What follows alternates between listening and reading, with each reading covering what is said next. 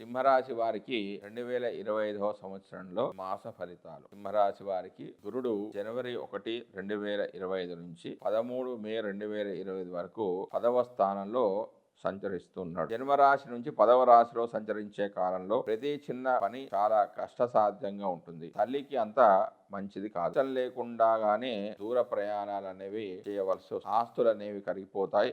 ఉద్యోగ భంగం లేదా అధికారుల నుంచి శిక్ష అనేది పడుతుంది. ఇతరుల యొక్క కోపానికి గురి అవుతారు. 4వ స్థానాన్ని వీక్షించడం వల్ల నష్టాలు కలగకుండా చూస్తాడు. తక్కువగా వ్యాధిగ్రస్తులు అవుతారు. దూరదేశ సంచారం అనేది చేస్తారు. మాటను అదుపులో ఉంచుకుంటారు.